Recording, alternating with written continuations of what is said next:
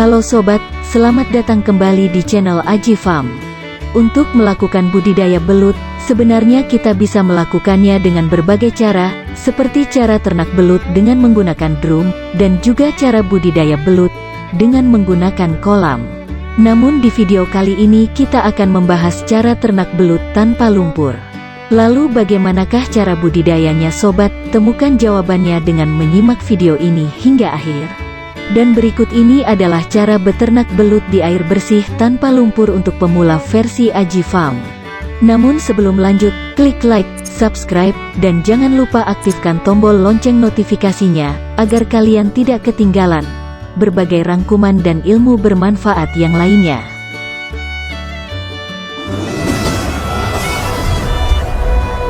Menyiapkan tempat dan air.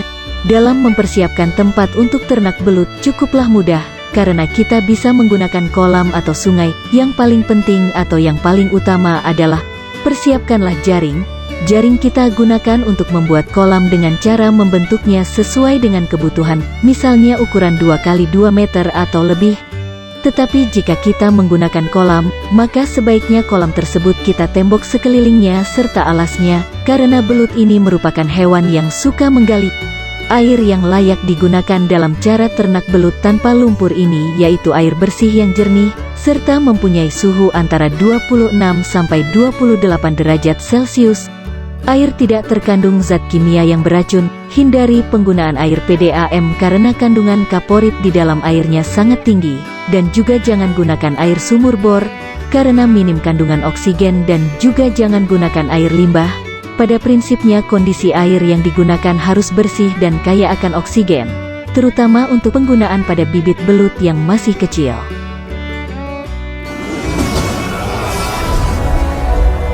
Pemilihan bibit belut.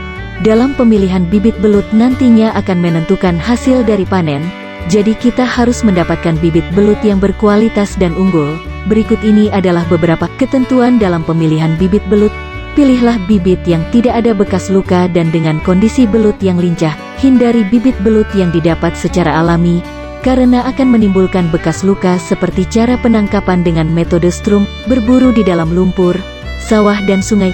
Inilah mengapa kita harus lebih teliti dalam memilih dan membeli bibit belut. Bibit yang sehat tentunya berpotensi untuk berkembang secara maksimal. Ukuran bibit setidaknya harus merata atau sama besarnya.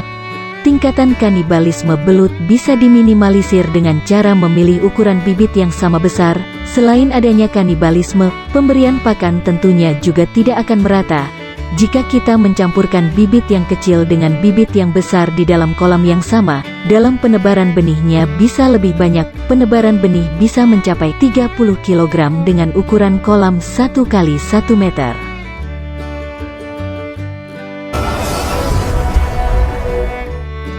Pemberian pakan.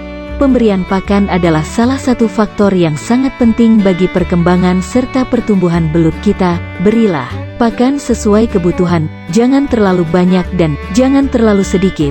Berilah pakan yang disukai oleh belut.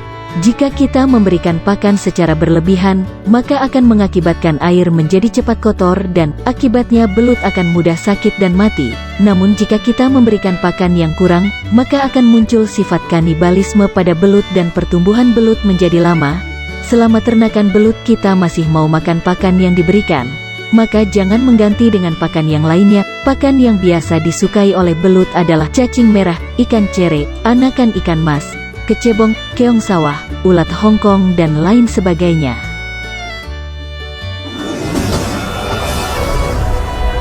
Perawatan belut.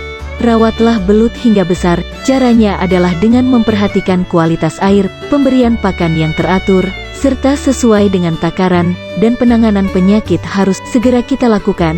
Jika kita melihat adanya belut yang terlihat sakit, ciri belut yang terkena penyakit ditandai dengan belut tidak bergerak pada siang hari, selalu naik ke permukaan dan suka saling serang. Belut adalah binatang air yang sering mengeluarkan lendir pada tubuhnya. Hal tersebut dilakukannya sebagai mekanisme perlindungan tubuhnya yang terbilang sensitif.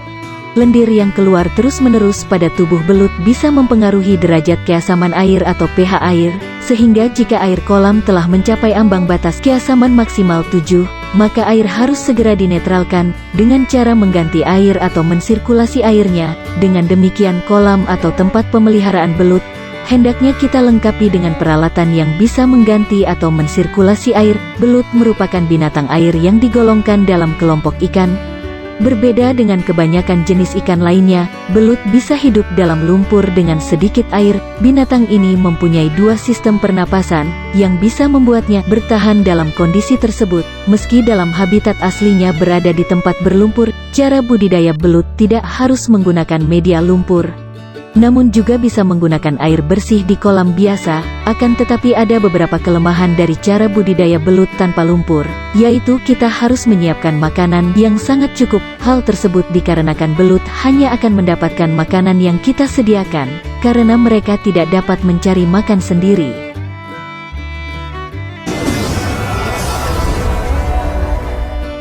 Masa panen belut.